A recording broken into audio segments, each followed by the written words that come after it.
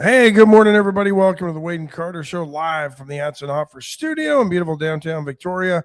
Ash Brent here with you. Thanks for everybody that checks in on Facebook, on YouTube. Like and share. Our numbers are growing. Followers up, pushing almost closing in on 4,000 on Facebook. We like that. Get the numbers up, and subscribers on YouTube. And as always, appreciate those that check in on the terrestrial radio, the Magic, the Mothership, and the No Bull Network. It's rally week. Don't forget this weekend, Saturday morning, anytime after about 7:30. That's our goal. What has happened is to achieve that goal, we've moved it back that I'll be there by 7. Now it's I'll be there by 6:30. Yesterday, 6 o'clock. We were looking at more like 6 o'clock. But it's not a garage sale. If you show up early, you're not going to get the first taco. No. So just don't come till about 7:30. And then we're going to be there, and we're going to be right next to the farmer's market. So I highly encourage you to get out, provided that it's not raining. And let's see what the weather looks like today. Oh, I think it's going to be better. It's only a 90% chance of rain. But the rain is expected to come, at 6 a.m. Yeah, but anyway, that's because no good deed goes unpunished. So what you need to do is just we're going to have drive-through service. You can drive up, get a taco, leave your cans. I was encouraged yesterday. Junior Samples and I went to Sam's, and I grabbed like a huge bag of jasmine rice, and he grabbed 50 pounds of pinto beans. 50 pounds of pinto beans was like $35. And rice and beans, you guys are on the Dave Ramsey diet. There you go. But no kidding, it felt good.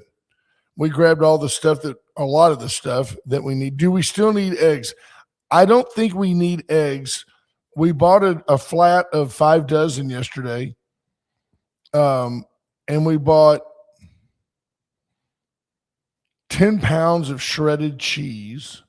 And Bill Posey is bringing eggs. We've got 150 tortillas coming from Veracruz. And if we need more, we'll go get more. But I want you to have a Veracruz tortilla because it's just that good. Andrew Alvarez says, all you need in life is beans and rice and Jesus Christ. Amen, brother. And not in that order. 75 degrees under cloudy skies in Victoria, Texas, heading to a high today of 88. Slight chance of rain right now, 30%.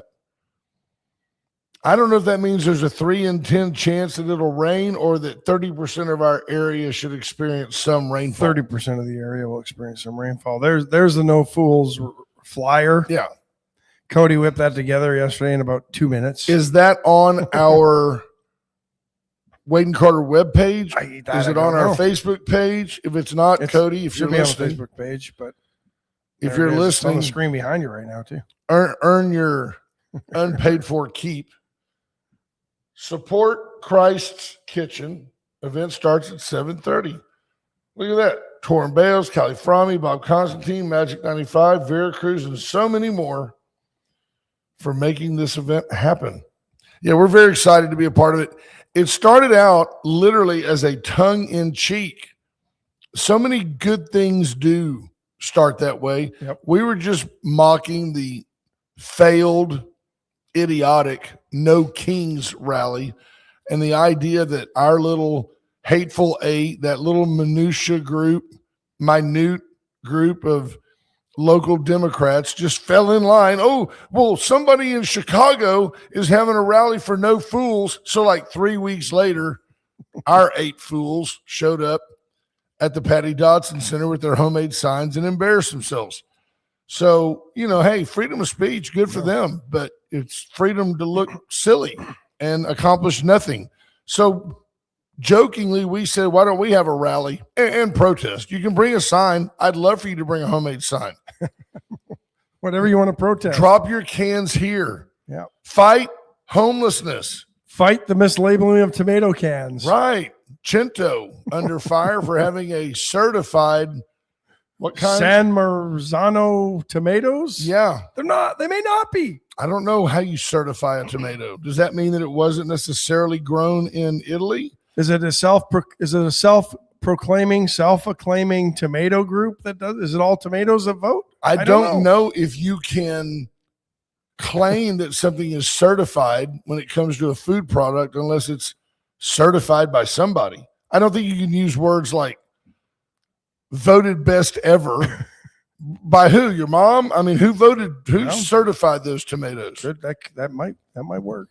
Very interesting. Chinto actually potentially facing a class action lawsuit. Who's really hurt by the fact that they may not be San Marzano tomatoes in their cans? Truth in advertising matters, but it's hard for you to define. What are you going to get? $1.38 so you can go buy another can of Chinto? I've been using those for years in my spaghetti sauce, thinking it was making all the difference.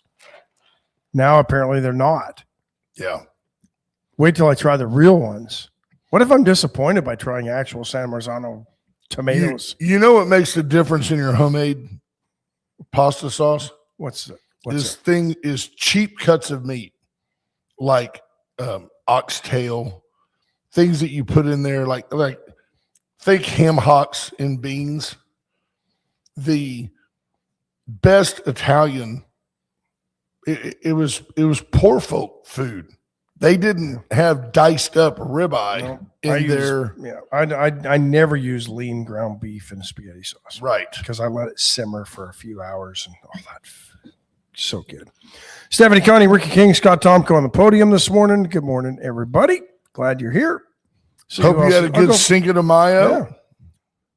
Linda Christ, Mark Zapata, Brent Anderson, Melissa Hanson, Andrew Alvarez, Sherry Jacobs, Monty Howard, Lisa Poole, Marina, good morning. Hi, Marina. Justin Glass, Torrin Bales, Tammy Keeling, Andrew Alvarez, Jordan Glass, Micah Patton, Kerry Bump, David Glass. We got the entire Glass family in. Bobby Leister reminding you it is Caldo Wednesday. Scott Snow, Vance Riley, Rena Scherer, Patrick Strauss checking in from North Carolina now. Man, he's traveling all over the country. And by the way, special thanks to Patrick Strauss. He did send a donation yesterday for the No Fools Rally.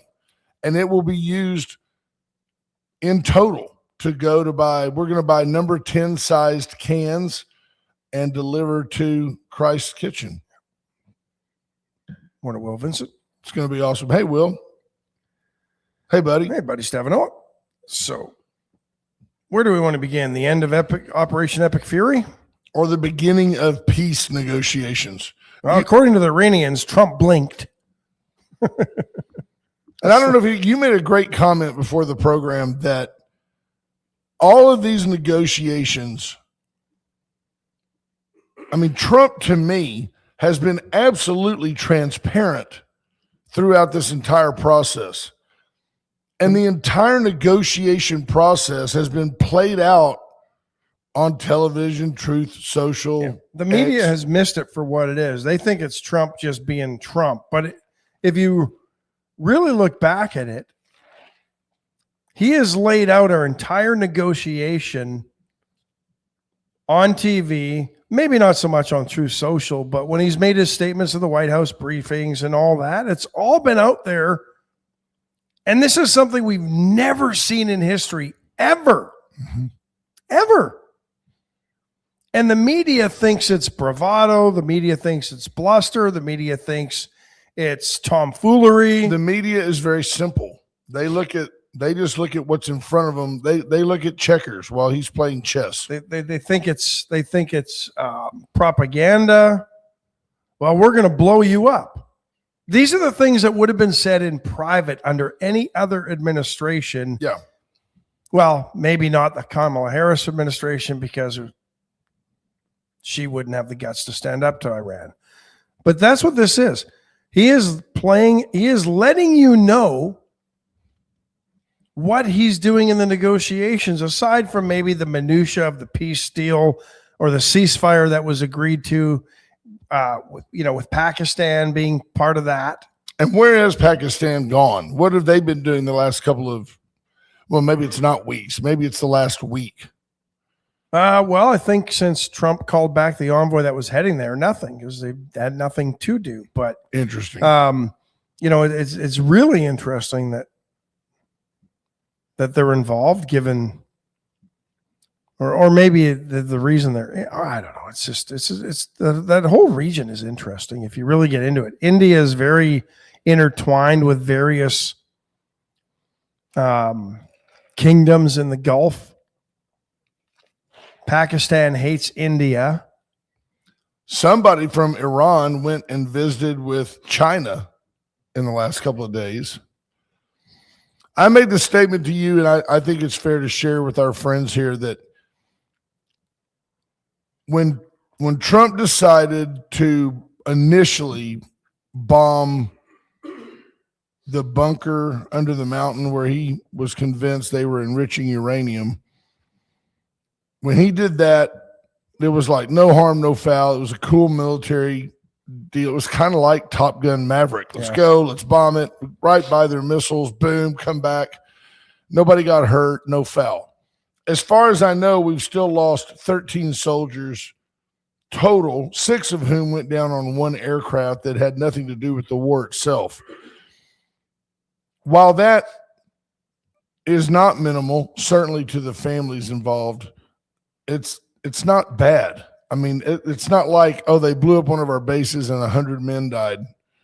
And unfortunately, death is a part of war.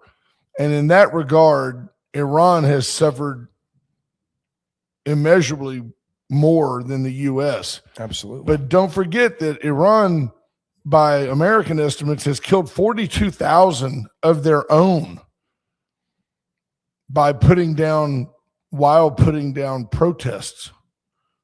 And their No Kings rally was violent. But I made the statement, and will stand by it, that if Trump doesn't bring home the uranium, then Operation Epic Fury was a failure.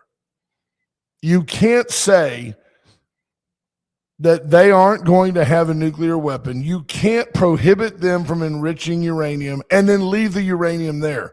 All along, he has said they're going to turn over the uranium. That's why we're there. If they have the uranium, they can enrich it. And if he doesn't bring it back to the United States or take control of it, big picture, if they still have the uranium at the end of this, then Operation Epic Fury was just a big, expensive military exercise that cost 13 lives, and the only people that made any money were Raytheon and the 2 people McDonnell right Douglas. Before he announced a ceasefire that poured all their money into that's right the stock market for the tune of what, $500 billion, something like that. No, I agree, and again, my skepticism at the beginning of this was, we've been hearing for 50 years they've had nukes. Is it just another Iraq weapons of mass destruction?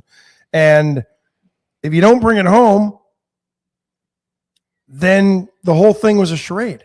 I agree. And a lie.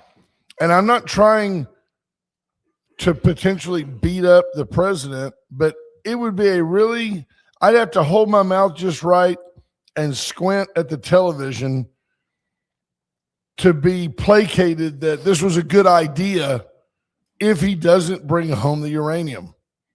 There's no reason to be there without the uranium. No, because if you don't, then was there ever really the threat that you said it was, right? Right.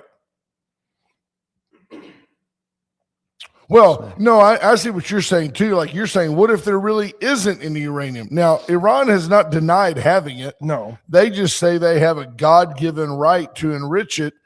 And the U.S. has said, no, you don't, because you're a theocratic nut house, and we're already down to your 3rd team of leadership. What if this guy says death to America and has the tools to do so?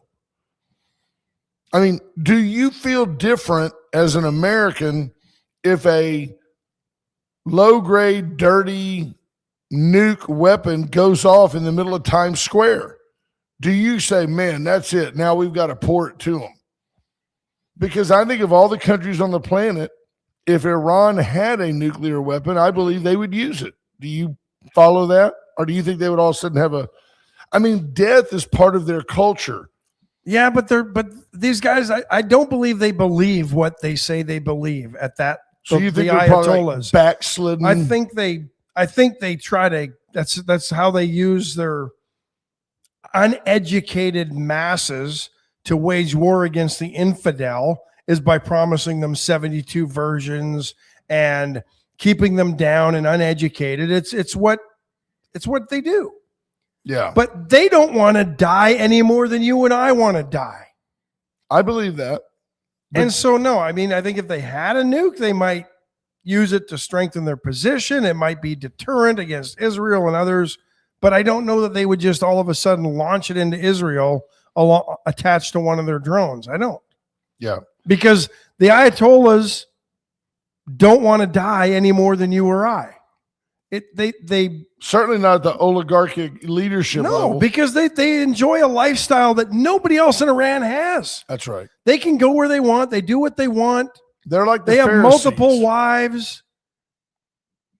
They're not living the life that they tell everybody else to live. And they don't want 72 virgins. They want 6 with some experience. Torrin Bale says the failure was the years of allowing them to enrich with multiple presidents making idle threats. I agree 100%. I mean, you heard Kamala Harris. The funniest thing, and we've talked about this for years on the show, the hypocrisy of the left is always their biggest tell. They are now producing every day Joe Biden, Kamala Harris, Hillary Clinton, Chuck Schumer, Barack Obama, saying there can never be a nuclear weapon in Iran. Now, you haven't heard any of those people I just mentioned say, oh, come on, they're not going to have a nuclear weapon. And I've still seen people on the left say, well, Barack Obama negotiated a plan where Iran would never have a nuclear weapon and he didn't have to go to war to get it done.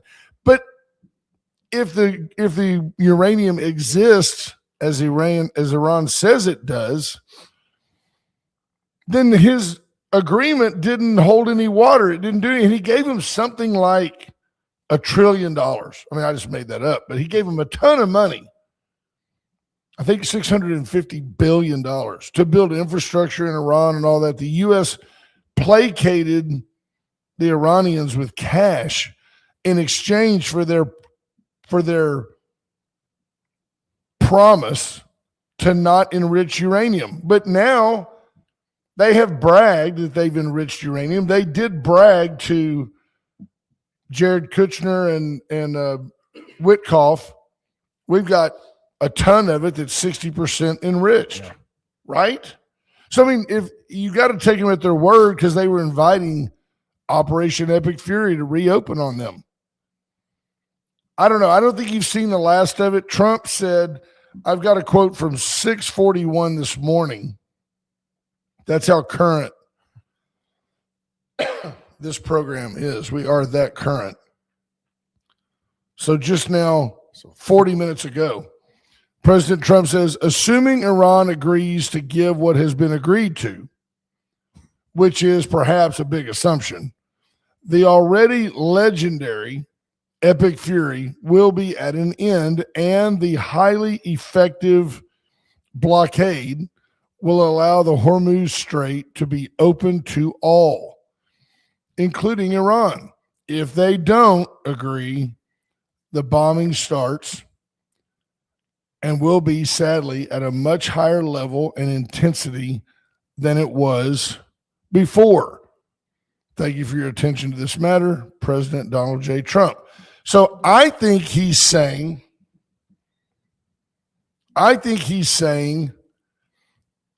we've got an agreement in theory, which I'm going to assume involves, no more harassing ships in the strait. Give us the uranium.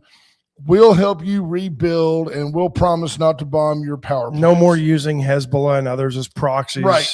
So you've got the basic framework of the agreement, I would think. And if they agree to do that, then he's saying, then we're fine. But if they say, we're still going to control the strait and you can't have the uranium, then Trump says, I'm going to bomb them worse than I ever have.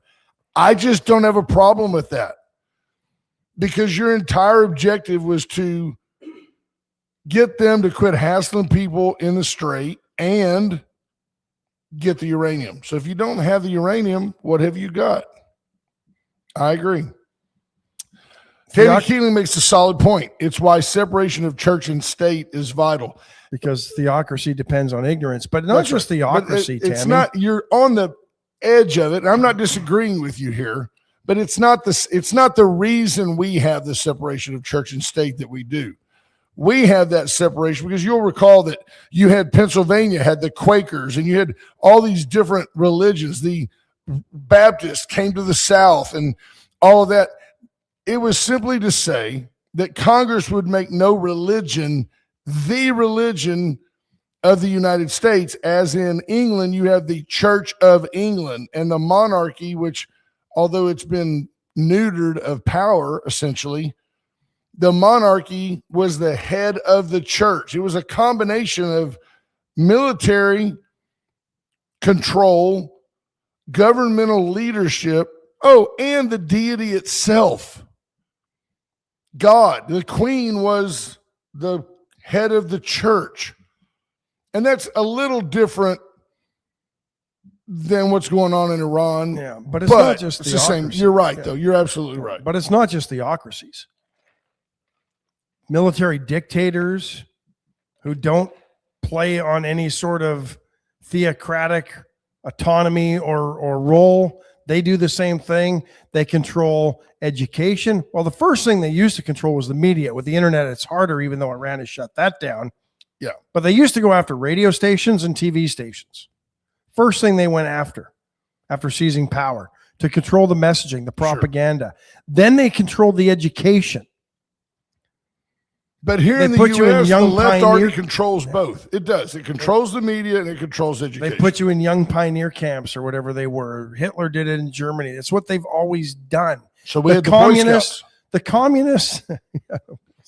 The communists became the Gay Scouts. Communists and socialists do the exact same thing. They rely on propaganda, controlling media, and controlling education, and keeping people dumb. They don't want you educated. The only ones they want educated are those that they think can help them and have some of the power or the leadership. Until they don't like you anymore, they put a bullet in the back of your head and the next one comes up. China does the exact same thing. The only ones allowed out of China to go get an education are the ones they want controlling the businesses they actually own. Yeah. Greg Garcia says separation of church and state is based off the idea that the ability to vote and participate in political decisions hinged upon one's membership in a church. Liberals totally misunderstand. The liberals take everything, always notice this about them, when it affects your civil liberties, they take the broadest stance they can to include everything they can misconstrue, just like the Voting Rights Act. Somehow, all it said was anybody can vote no matter the pigment of their skin. You'll recall that there was a time in this country when blacks couldn't vote, and then there was a time that a black was like half a vote. Women couldn't vote. And it's Voting Rights Act of 65 cleared all that up. Natives couldn't vote? Forever. And somehow the left found a way to say, well, that means then that we need to find a way to go over here and grab this street and come around and down that avenue and over here grab this street. So these people of color can be represented by a person of color. And the Supreme Court simply said correctly, remember the Supreme Court doesn't make laws, they interpret laws. The Supreme Court simply said correctly that it is still discriminatory. We're not trying to right social wrongs. We're not trying to change the law, but it's discriminatory to set up to gerrymander these districts to create voting blocks where minorities of any type or groups of any type can be solely represented by their race. It is absurd to think that in the United States of America, Wesley Hunt, that a black person can't represent white people. But Barack Obama, a black person can represent white people. It is dumb, therefore, to create voting districts where pretty good chance only whitey's going to get elected. In the law, black and white, the law doesn't say, here's how the law applies to white people. Here's how it applies to everybody else. So it's just as discriminatory and just as against the intent of the law to set up districts that favor minorities. It's pretty simple. In fact, it's very simple. But then when you talk about your civil liberties and you get to the Second Amendment, right? Freedom of speech, anything goes. Kill the president. That's okay. Scream fire in a theater. That's okay. It's freedom of speech. They want that as broad as they can. Reproductive health. Sure, just scrape that uterus. Kill that kid. Nobody cares. Hey, if it's born, I heard the Netherlands, if you don't like your kid after a year, you can terminate the kid. Haven't proved it. But it wouldn't surprise me. We're close to that here in this country now. Late-term abortion is something that the left thinks ought to be on the agenda. But then when you get to the Second Amendment, well, what the founding fathers were saying is you should have a musket. If you can have all the muskets you want, but you can't have a gun with a removable magazine. Oh, okay, libtard who's never shot a gun. Tell me how to handle a weapon. So that's where that goes. But yeah, absolutely. But I'm hopeful. I'm optimistic that Iran will come correct, acquiesce with the weapons or with the uranium, and we can move forward. And last night, the president announced that we will not, our ships will not be escorting anybody through the Strait of Hormuz right now. He paused. What did they call it? Operation Freedom or something. Yeah. Project Freedom. I don't know the difference between a project and an operation. I don't either. I don't know. Right? That's kind of like, I don't want to go see a doctor that practices medicine. I want to see one that does it. Yeah. He knows it. Although that game that buzzed when you hit the sides as a kid wouldn't have been as much fun if it was named Project. That's true. So I have a question for you. Yep. You folks tell me, weigh in.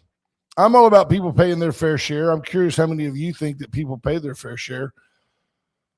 Caden had an allergic reaction to something. You know those little ulcers you get in your mouth that just drive you nuts? Well, he needed canker sores? No. Essentially, but I mean, there's little white, but he had several of them in his mouth. His lips were swollen and it was painful. I could tell the kid was hurt because he wasn't talking. And I thought, well, tell you what we'll do. Let's run over to, he's too old for his pediatrician. He doesn't have a primary care physician. And we know John McNeil really well. So we just took Caden to John McNeil's clinic, which is the Citizens Clinic over the walk-in clinic that's kind of by Lowe's. Yep. Now, you may know, so I'm not setting you up here, but you walk in off the street, you don't have an appointment, you don't see John McNeil, you're going to see a nurse practitioner or a physician's assistant. It's the public health clinic. What do you think the walk-in, do you have insurance? No, I'm going to pay you cash for this. That's a whole nother story.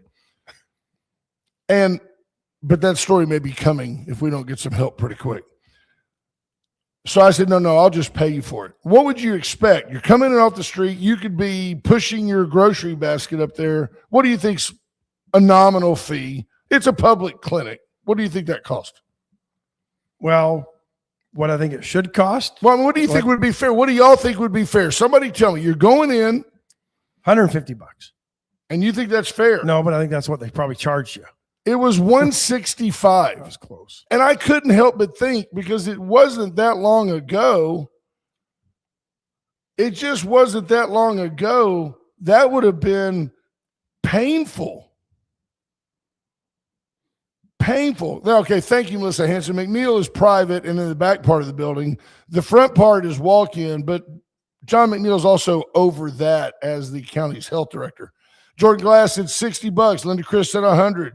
Tomko randomly comes in with $135. BJ Nelson, of course, an oligarch, she paid $50 to go there. You did, but you've been well for the last 10 years. That was her copay. So if you've got insurance, I'm not concerned about, like me, I've got insurance. I walk in, it's $50. I'm with you. But the folks that need the help, the folks that need the support. Melissa, are we arguing about this? John McNeil is over the county's health department. You're saying he's a supervisor. He's the county health director. He's Deanna Galvan's boss. He runs the health at Citizens. He's the guy. Unless that's changed recently, he's the guy. So there's a whole bunch of conflicts of interest potentially. I don't understand. $165. Scott Snow's got better insurance than BJ. He pays $25 when he goes there. But if you're a person who needs health care, what do? You know what they do? They go to the ER. Sit there forever. But nobody turns them away, and then we pay for that. That's interesting. Yeah. So what'd they give him? They gave him like essentially amoxicillin and some lidocaine that he swooshes around his mouth and spits out. You know, it's like $50 Oragel. Yeah. I mean, this is a whole nother series of shows we could do on how to fix healthcare in this country. Get the government out of it, for one thing. They're so entwined in both the insurance side and the Medicaid, Medicare side. It's hard to distinguish the two anymore, except, you know, they can rip off Medicare and Medicaid. Right. Melissa, I was joking. Of course, we're not arguing. You're a sweetheart.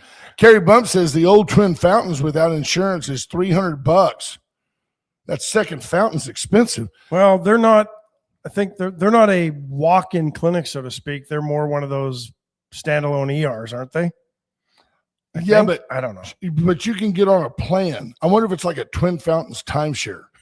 You sit there, like while you're waiting for 30 minutes, they talk to you about, but look, if you pay us $5,000, you can put it on a MasterCard. Torrin Bale says, whatever happened to the Affordable Care Act? Well, what happened is the subsidies ended. So it's no longer affordable. And part of the problem is, you know, and you and I have talked about this before. We sort of dabble into it today. Blue Cross Blue Shield of Texas, Blue Cross Blue Shield of Illinois, Blue Cross Blue Shield of California. Yeah. But I can go get Geico and I'm covered across the country. Right. Absolutely. He's exactly right. And I know my insurance will work in other states too, but then I got different out-of-network pays and all this stuff. But the fact that each state has to have its own, it drives up the cost. Money grab. Yep. No, it's all it is. My father swore by a glass of buttermilk to take care of his mouth ulcers. There you go. Yeah. That's why there's only one bottle of buttermilk in every grocer's. So stop and think about the fact that the Affordable Care Act was really, really just the Democrats throwing money at a problem. They made no effort to reform the system. Oh, yeah, they got the price of insulin down. Biden did. But they just threw money at the problem. And then they blamed Republicans for saying, wait a minute, it's been 8 years and nothing has changed. We're not going to continue these subsidies. Now it's the Republicans that are driving up healthcare costs. They worded the Affordable Care Act in such a way that the Supreme Court wasn't going to declare it unconstitutional, and therefore we're stuck with it. Right. I still think there's a way, but I don't know. Scott Tonko says, when I was a kid, Mom gave us alum for those ulcers. Not sure of the severity of your son's issue. I've only seen Sylvester Pussycat on Looney Tunes take alum, and it used to make his mouth go. Stephanie Connie adds, and I can't verify this, that Trump did the insulin and it just wasn't ready to sign until Biden got in office. Yeah, I think Trump did the insulin and then it didn't happen, and then it did and it was brief, and then Biden took credit for it, and then Trump came in and undid it and then did it again. It's fun. This is where politics gets stupid. Yeah. Torrin Bales pays $3,200 a month for two people with Blue Cross. Is there anything stupider than the marketplace? Seriously. Nobody needs health insurance for 10 months out of the year, but everybody needs it in November when they open up the marketplace, right? Unless you have an extenuating life circumstance, then you can somehow get into the marketplace. It's not the most idiotic, and this is government, folks. This is how stupid government is. People need health insurance all year long. True. But we're only giving you 1 month to sign up on overly expensive, stupid website that doesn't work all the time, that cost us billions. Preach it. But they only give you a month to sign up. And if they don't, the government says, screw you. Too bad. You missed your opportunity. And pay a penalty on your taxes. Nope. Gina Howard says alum works. There you go. Is that alum? Is it like aluminum based? I guess. Or as you would say in China, in Canada. We don't say it in Canada. In England. Aluminium? Right. Yeah. Silly Brits. Folks, Allen's Wrecker Service, 578-6300. Allen inviting you to give them a call the next time you need a tow. They'll meet you at the clinic for only $165. They'll show up. Call Allen's with all your towing needs. They're cheaper than a cheaper than having a canker. Call Allen's at 578-6300. That's Dawn always tells me, find a way to spice up the advertising. And I'm like, what do you want me to tell you? Allen's Wrecker Service is the best of the best of the best. They do what they say they're going to do. They come out on time. You're not waiting around hours for a wrecker. If you're in the No Bull Network, what they do. Calhoun, DeWitt, Goliad, Refugio, Gonzales, Karnes City, Atascosa, B County, Frio, Jim Hogg, give them a call. They will help you. Same with Went Services. If you're in the shout of our voice, Went Services can help you with any electrical need you have. They'll come to you, they'll solve your problem, and they will leave after you pay a slight copay, probably not less than $165. Paravita Wellness and the Vita Cafe.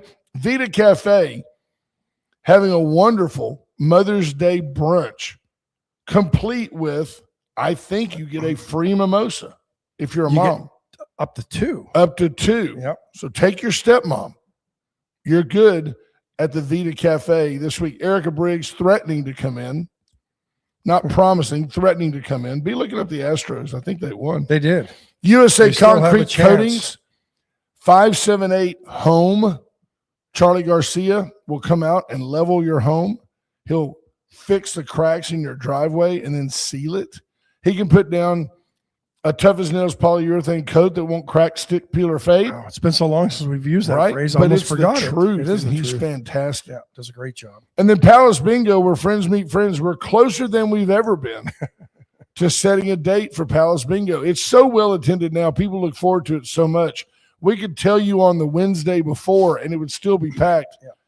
In general, our people win. Tell us what's up at the chopping block. Well, it is Wacky Wing Wednesday, so $3.99 a pound for all your marinated wings. Here's the flavors that they've got. They've got some of your classics, like garlic parm. Those are great.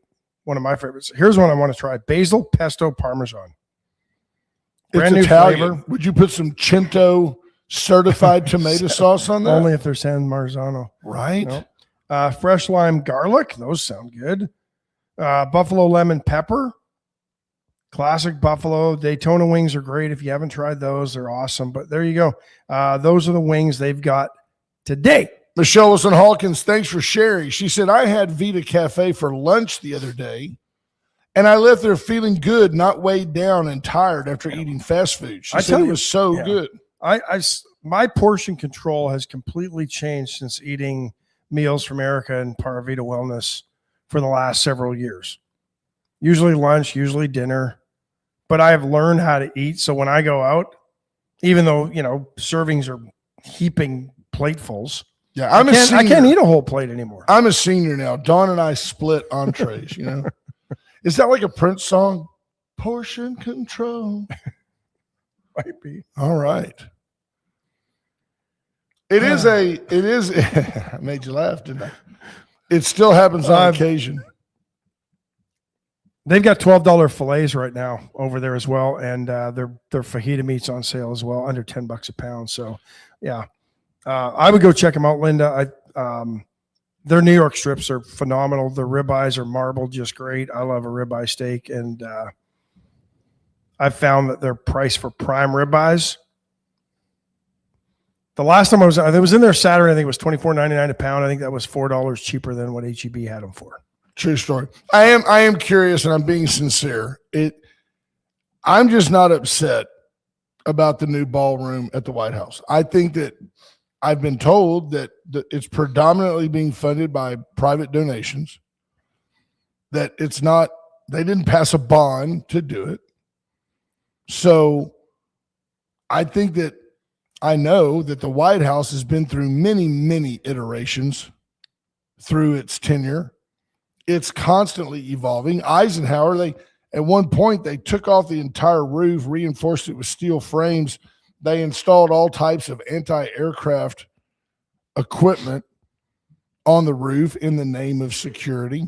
And I think that it's inarguable that if you had a ballroom, for example, that would hold 1,000 people, which, by the way, every Democrat president to follow would certainly use. Nobody would say, I've been there. No. Nobody would say, let's use the traditional ballroom where you could probably put 40 people. It's smaller than Veracruz. How are you going to have a state dinner at Veracruz? You can't do it. It was a different time when that ballroom was built. And if he's actually funding it predominantly through private funding, I just don't have a problem with the president building a new ballroom. There was nothing historically significant, architecturally significant about the East Wing, any more so than the original roof of the White House or all the people who have redone the Oval Office. It's just, to me, it's a nothing burger. And I'll go so far as to say, certainly if Barack Obama would have done it when he was extremely popular, nobody would have said a word about it. Here's what's ticking off the left with this. It's not the fact that it's a new ballroom. It's the fact that Trump's referring to it as the Trump ballroom. That's it. Trump derangement syndrome is through the roof on this one for that simple fact. Every president has always complained about state dinners and not having enough space to hold them. Here's the thing. Tell all these countries to stop bringing so many damn people to your state dinners. Stop inviting 8 million people to your state dinners, and state dinners could actually be held in a place anymore. But I guess that's not the way we are, because every country has a exploded budget, and they waste money on things like this because they got to pay somebody back for the favor they did them. That's right. Or whatever. I mean, that's Good morning, where Renee we are. Metting. Patrick Strauss says it's just another thing for the left to complain about. But do you agree, though, that if he would have just said this is going to be called the presidential ballroom, the left would probably but he can't let it be, although we know that that's what it is. Stephanie Connie pointed that out, but he does it simply to trigger the left. That's all he's doing. He's having fun. Morning, Pat Visconti, softer than wet Charmin toilet paper. Hey, Pat. Good morning, buddy. Sure had a good time with him at the Warriors weekend event, and he's got some great friends. Pat's a solid dude. Monty Howard says Donald J. Trump could have put up a camp tent for the grandkids, and the Dems would have. True story. You're killing the grass. Oh, look what he did to the rose garden. People were out there. He pointed it out. I'm sure he got the advice from Melania. I'm not kidding. He goes, we have people come. The yard is beautiful. We go out there. Their heels are sticking in the mud. He goes, then they traipse it all through the White House. He goes, I just want to put a patio out there. I look at it the other way. They're getting free air rating. Solid. Micah Patton says it's the Trump ballroom and the Vance dance floor. Obama made that a basketball 21-7-14 goes right to the roots after an event there. By the way, Obama did not pay for that basketball court. So we did. Right. You didn't build that. No. You didn't grow that business. Was it Eisenhower that put in the bowling alley, or was that Nixon? I think Nixon used it a lot. Okay. By the way, this is a fun fact. Mark Longoria, chief of staff for our Congressman Michael Cloud, has found a connection, a hookup. And Mark Longoria has been able to host an event at the White House bowling alley. Really? Yeah, I think that's pretty cool. Where he can take people. He didn't invite me, not me, but that next level. You don't bowl. Yeah. Mark, if you're listening, I bowl. Charlie don't surf. I'd love to throw a bowl game. I'd love to kegel at the White House. Yeah. Tammy Keeling says, yep, transactional government. Go fast and break things. Better to ask forgiveness than permission from the taxpayers. That sounds like an old VISD Board of Trustees philosophy. Of course, you folks never asked for forgiveness. You just told us how lucky nor we permission. were. Yeah, you just told us how lucky we were. But I mean,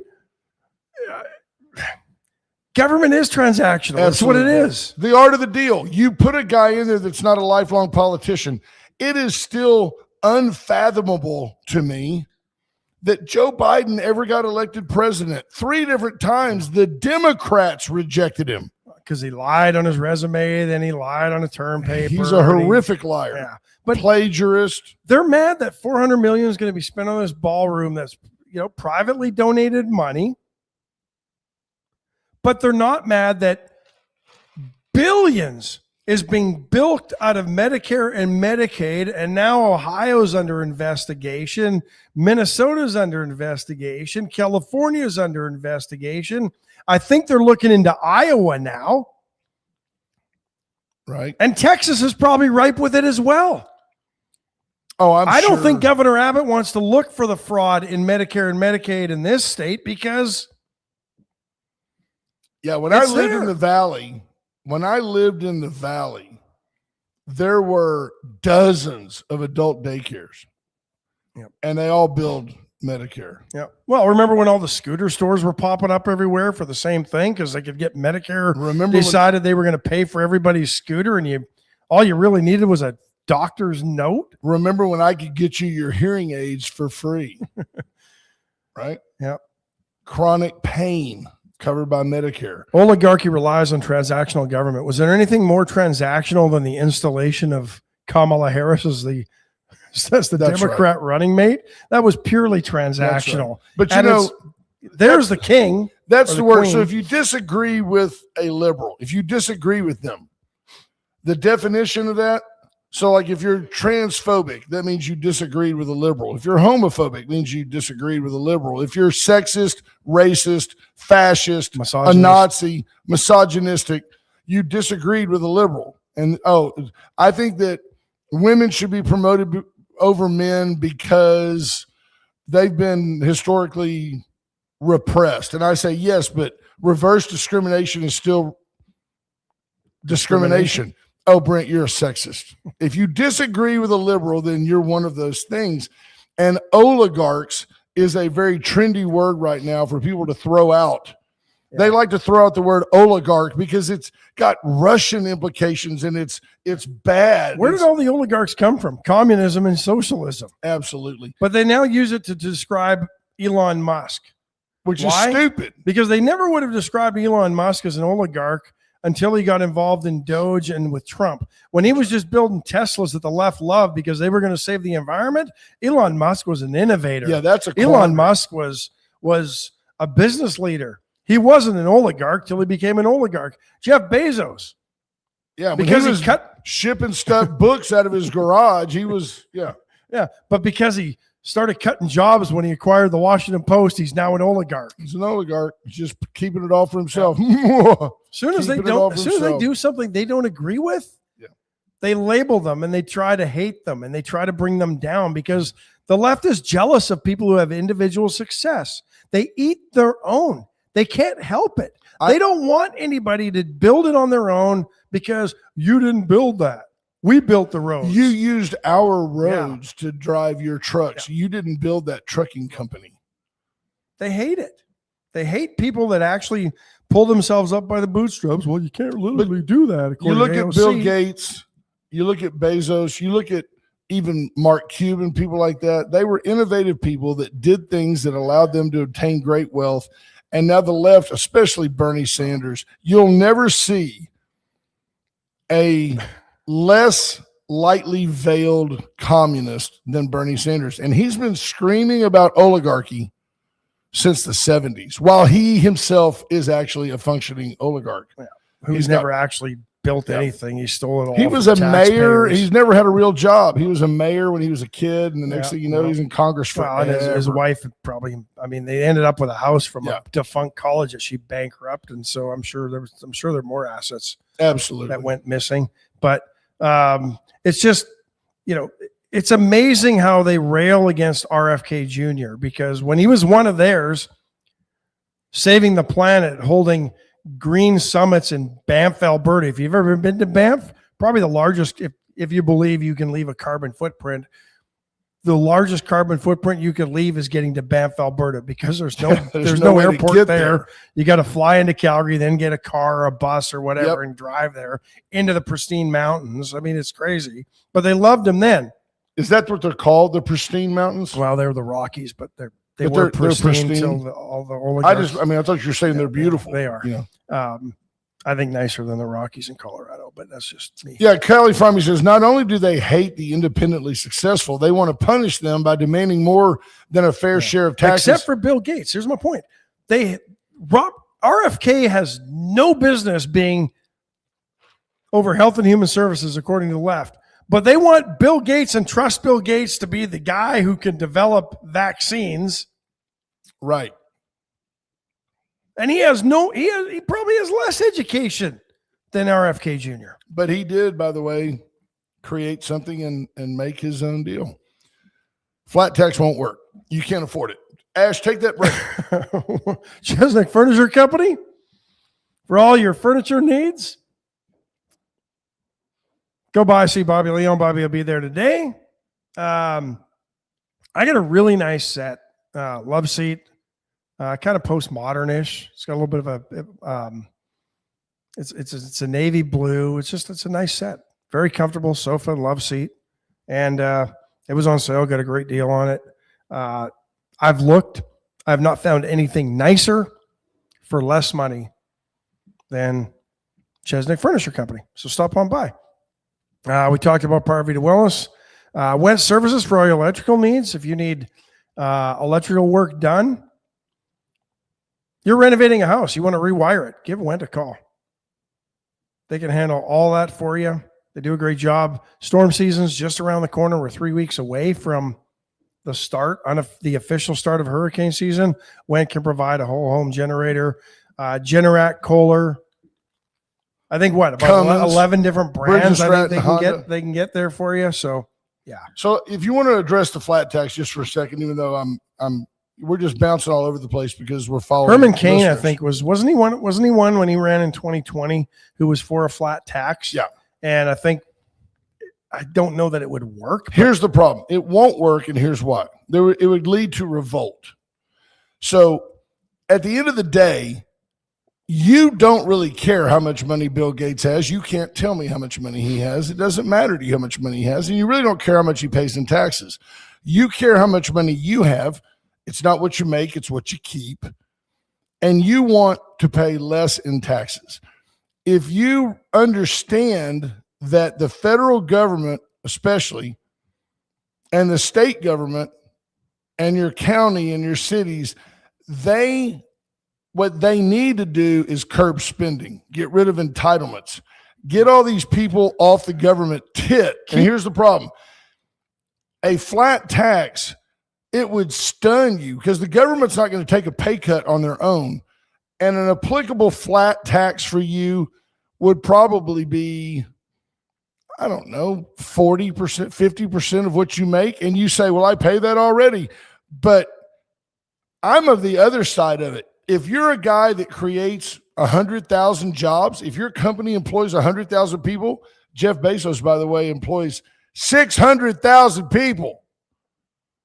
Maybe that guy shouldn't pay any taxes. You talk about multi-level marketing. The government collects huge amounts off of folks like Bezos, directly, indirectly, fuel taxes, real estate taxes, taxes from all of his employees. I say you leave that guy alone, let him run. Let him do what he can do. And people say, well, the wealthy, they don't pay. Some of them, they have these loopholes where they don't pay any taxes. You'd have to be a fool. You'd have to be a fool to not take advantage of every loophole you can do. I guarantee you, Elon Musk has a team of accountants who their job is to minimize his tax footprint. I have a pretty good one who works to get every possible deduction I can. Yeah. Callie, I don't disagree. I've talked about just a sales tax so that when people buy something in our county, raise the sales tax to fund things, because people from Hallettsville, Shiner, and all these, they come here and shop. Yeah, I don't remember what Herman Cain. I think he was proposing somewhere around 15% or something like won't that. do it. Flat tax. I'd love it. And it won't. I'd pay it tomorrow. But guess who's getting off the tit? Yeah. Everybody in inner city Detroit. The entitlements would be gone. SNAP would be reduced. I mean, Canada implemented the GST, goods and services tax, federally. I think it came in at 7%. The Conservatives then said we're gonna get rid of it. Then they said, well, we can't do that. So they lowered it. They lowered it to 5%. But what it didn't do. But that's not their only tax. Well, the big promise was we're gonna create this tax here so that everybody pays something, and we're gonna reduce income taxes. That didn't happen, folks. Everybody there is paying 5% on everything they buy and purchase for the most part, except for groceries and something like that. I think that's it, really.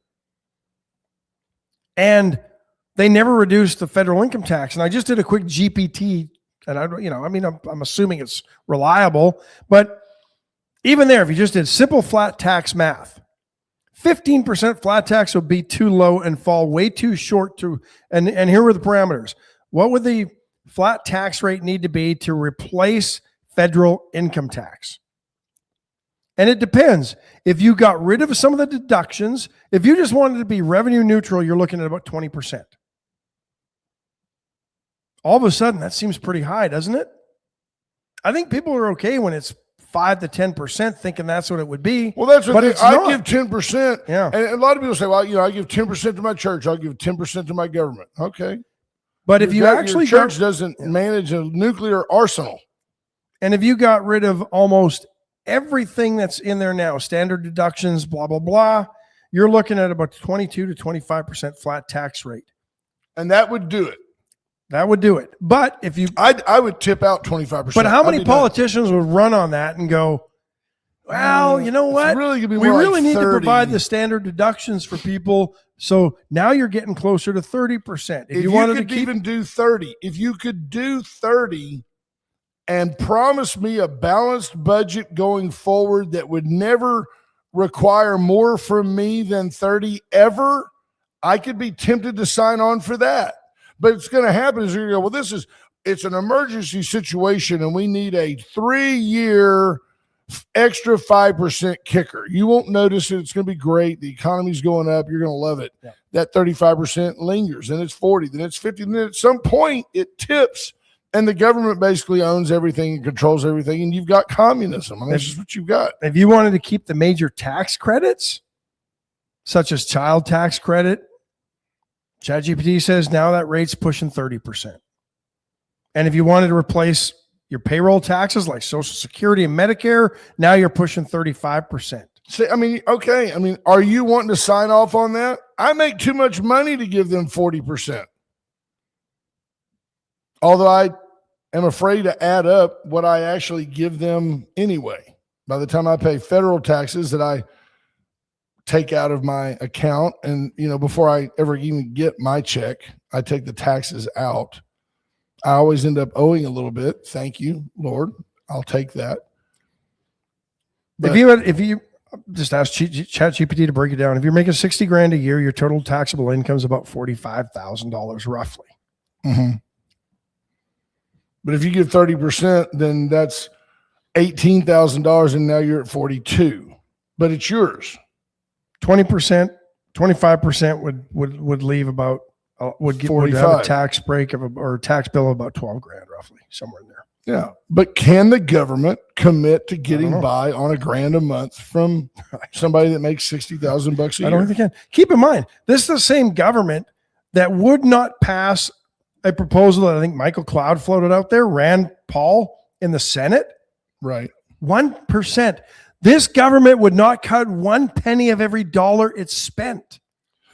But I'll tell you something, Kathleen, while want to agree with you. She says consumption tax needs to replace property taxes, singling out one group of people, blah, blah, blah. I don't disagree with that, except let's say that Ash makes $1 million a year and I make $50,000 a year. The problem with that is we both pay $3 for a gallon of milk. We both pay $5 for a gallon of gas.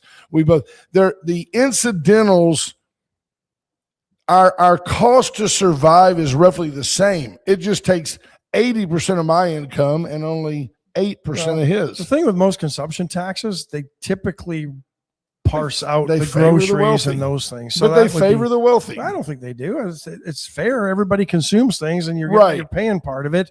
But I don't have a problem with somebody paying a lower tax rate when they make less money. But here's the fallacy, though. I don't know a landlord that's ever said, you know what, I'm only going to charge you this much rent because I'm going to pay your property taxes. They call that Section 8 housing. I don't know a landlord that's ever done that. Fair story. You know, John Paul Hull does that for us. I mean, but it may not happen right away when you get your appraisals like you did this year, and some went up $200,000 over last year. You're not going to be able to do that. You're going to go fight it. Got to straighten out. But at some point, it happens. Good morning, Clayton Helt. We still owe Clayton Helt a month of advertising. Got to get with him. Folks, we hope you have a great day. Be safe on the roads. If you need them, call Allen's Record Service. If you're hungry, go by the chopping block and take home some wacky wings after you go to Veracruz at lunch for the Caldo Dead Ace. Have a great day. We love you. Bye-bye. Bye, folks.